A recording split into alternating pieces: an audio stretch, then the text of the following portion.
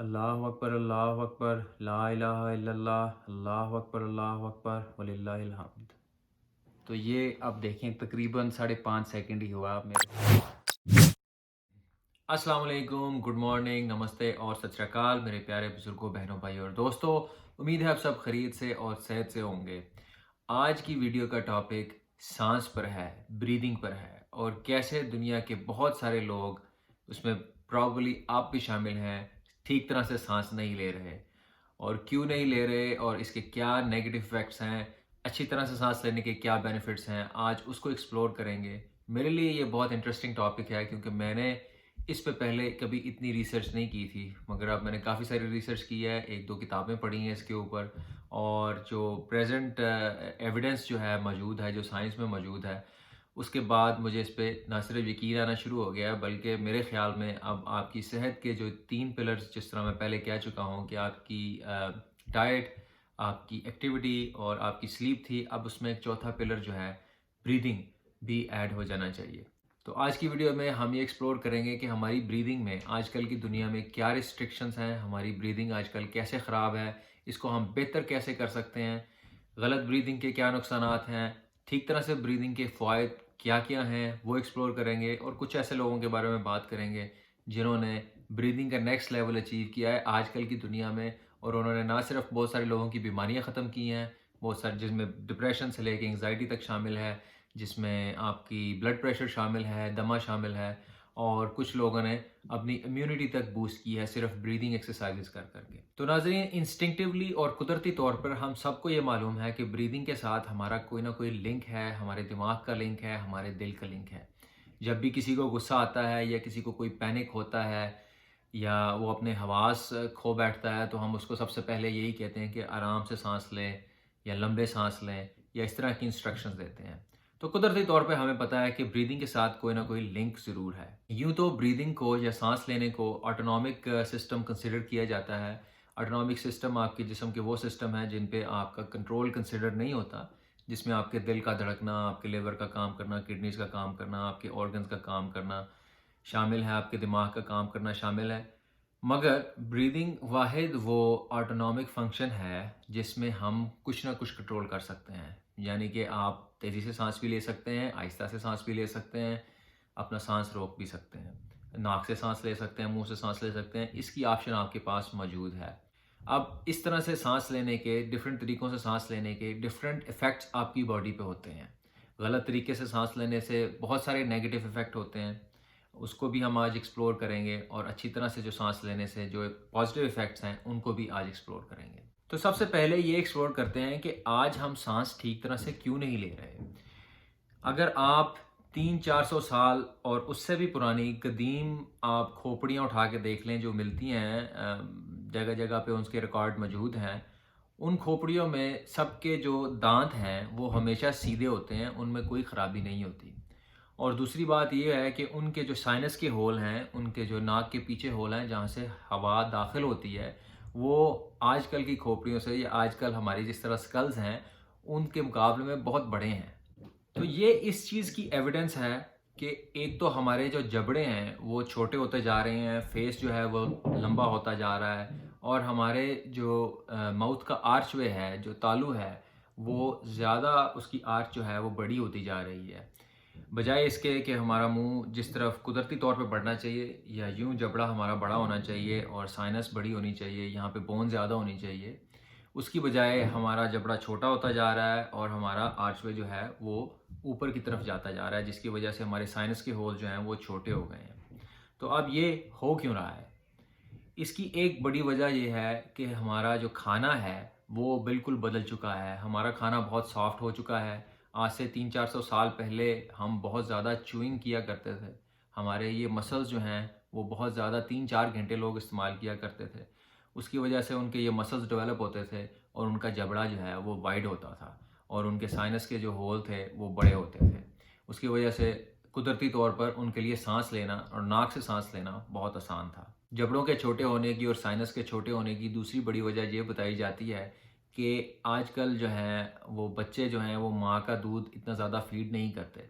پہلے زمانے میں 300-400 سال پہلے جب خواتین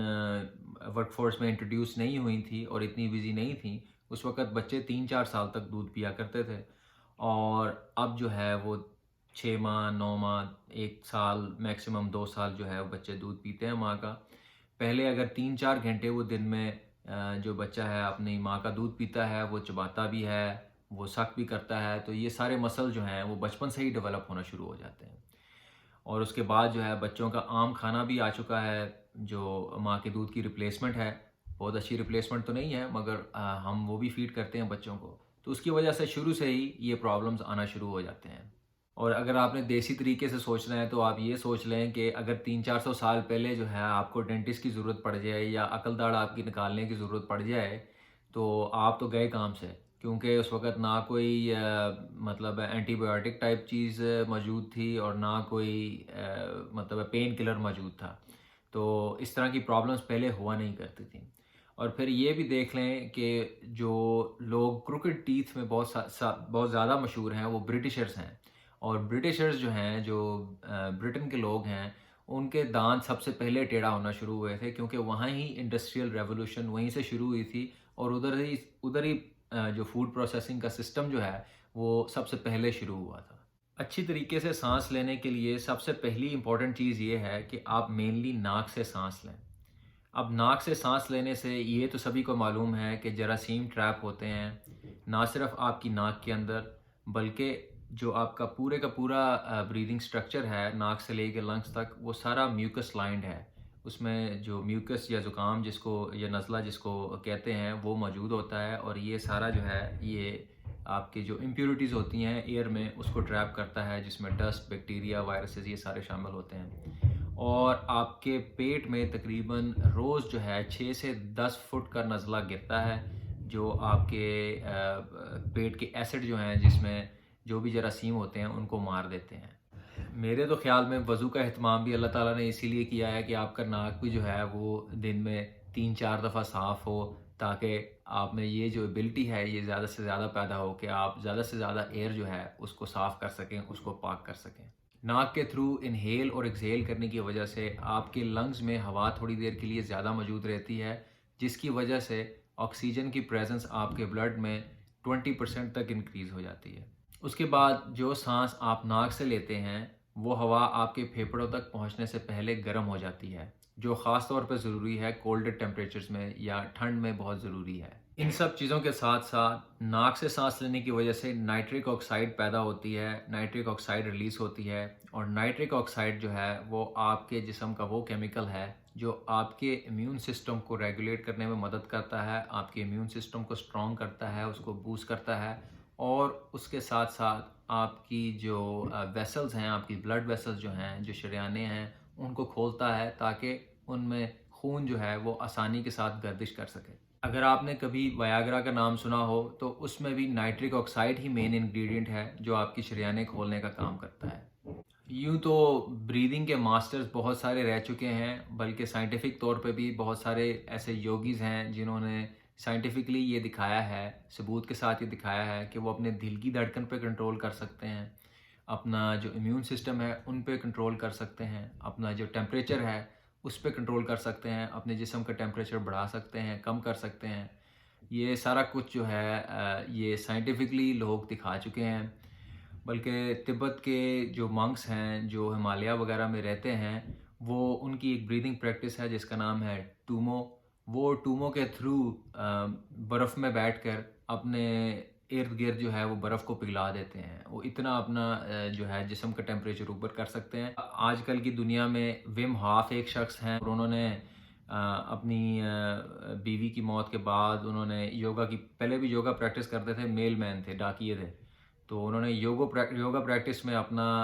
اس چیز کو ڈسکور کیا، اور آج کل کی دنیا میں وہ مطلب ہے اپنا جانگیا پہن کے انہوں نے -40 -30 میں پورا میراتھن بھاگا۔ اس کے بعد انہوں نے برف کی جمی ہوئی لیک میں بالکل -20 میں 2 گھنٹے وہ بیٹھے ہیں، اور اس کے علاوہ ان کو لوگوں نے انجیکٹ کیا ایکولائی کے بیکٹیریا کے ساتھ، طرح طرح کے وائرسز کے ساتھ، اور وہ بریدنگ کے تھرو اپنی بریدنگ ایکسرسائز کے تھرو انہوں نے اس کا مقابلہ کیا، اور ان پہ کوئی فرق نہیں پڑا ان چیزوں کا۔ ویم ہاف کے بارے میں بھی کچھ ویڈیوز میں ڈسکرپشن میں لنک کر دوں گا، اگر آپ نے ان کی بریدنگ ٹیکنیک بھی دیکھنی ہے، ٹرائی کرنی ہے تو وہاں سے بھی آپ کر سکتے ہیں۔ منہ سے سانس لینے کے بہت سارے ڈس ایڈوانٹیجز بھی ہیں، جس میں آپ کی سانس میں سے بو آنا، آپ کی طرح طرح کی کیوٹیز لگنا، آپ کی ایئر اور تھروٹ انفیکشن جو ہے وہ ہو جانا، اور آپ کا پاسچر تک خراب ہو جاتا ہے۔ جو لوگ منہ سے بہت زیادہ سانس لیتے ہیں، خاص طور پہ جو بچے منہ سے بہت زیادہ سانس لیتے ہیں، ان کا جو چن ہے وہ بہت پیچھے کی طرف ہو جاتا ہے، ان کا پاسچر بھی برا ہو جاتا ہے، گردن جو ہے وہ آگے کی طرف نکل آتی ہے،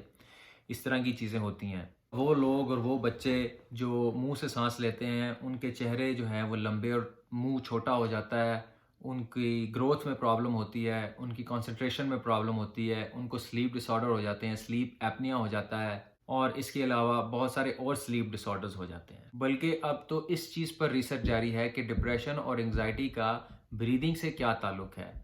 یہ بالکل ممکن ہے کہ آپ پورا دن اگر ٹھیک طرح سے سانس نہیں لے رہے تو آپ کے جسم میں کاربن ڈائی آکسائڈ جو ہے اس کی کنسنٹریشن بہت زیادہ ہو جائے، جس کی وجہ سے آپ کے جو کیمو ریسیپٹرز ہیں وہ پینک کر جائیں، وہ یہ سمجھیں کہ بھائی یہ بندہ تو چوک ہو رہا ہے، کیونکہ آبویسلی آکسیجن پوری بلڈ میں نہیں پہنچ رہی، پورے باڈی میں نہیں پہنچ رہی، تو اس کی وجہ سے پینک اٹیک یا انگزائٹی اٹیکس جو ہیں لوگوں کو ہوں۔ اسی لیے بہت سارے وہ لوگ جن کو ڈپریشن اور انگزائٹی کی بیماری ہے، ان پہ ہو سکتا ہے کہ جو دوائیاں ہیں جو آج کل جو سیدھی برین پہ افیکٹ کرتی ہیں وہ ان پہ کام نہ کریں۔ اب اس طرف آتے ہیں کہ ان چیزوں کو ٹھیک کیسے کریں۔ ایک تو آپ سلیپ ٹیپ کر سکتے ہیں، جس کو سلیپ ٹیپ کہتے ہیں۔ وہ یہ ہے کہ چھوٹا سا ٹیپ کا پیس جو ہے وہ اپنے منہ کے ساتھ لگا لیں سونے سے پہلے۔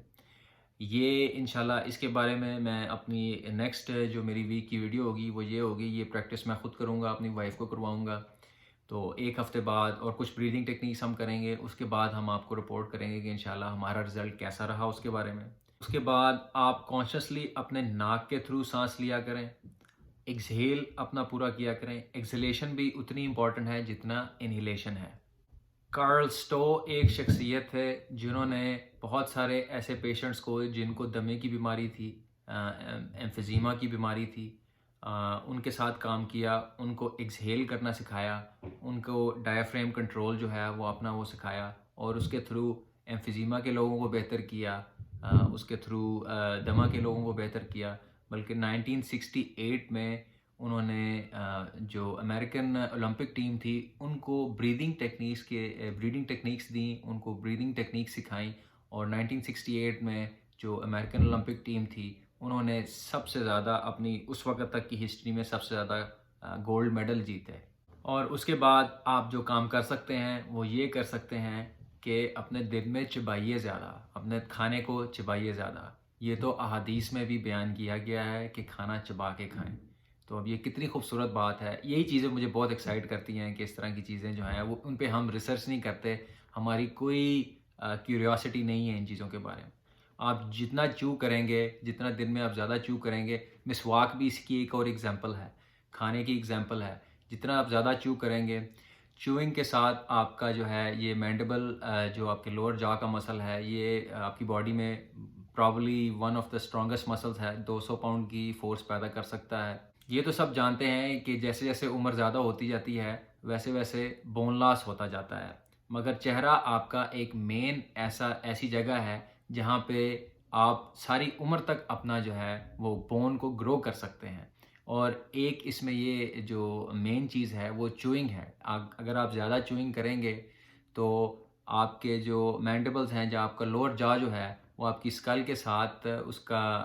جو کانٹیکٹ ہے، اور اسکلز میں سوٹرز ہوتے ہیں، اس میں سٹیم سیلز موجود ہوتے ہیں جو آپ کی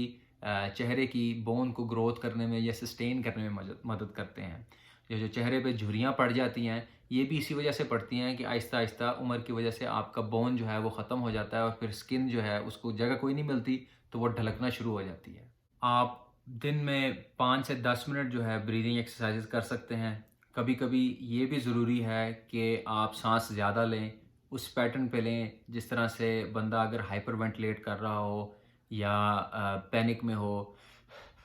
اس طرح اس قسم کا بریدنگ پیٹرن جو ہے، اس قسم کی بریدنگ ایکسرسائزز آپ کو مل جائیں گی۔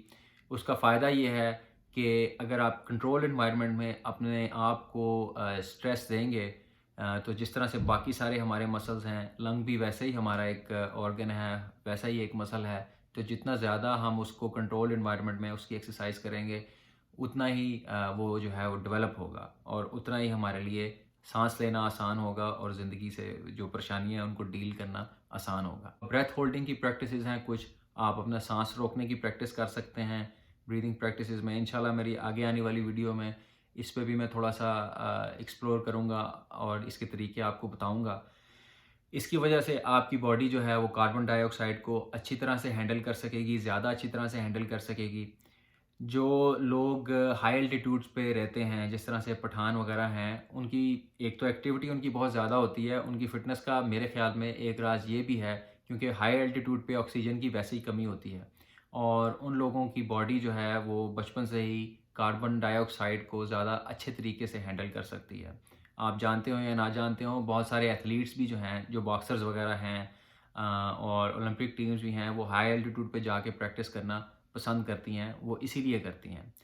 کاربن ڈائی آکسائڈ بھی آپ کے جسم کے لیے اتنی ہی ضروری ہے جتنی آکسیجن. کاربن ڈائی آکسائڈ کی غیر موجودگی میں آپ کا بلڈ جو ہے وہ آکسیجن کو ایکسچینج نہیں کر سکے گا.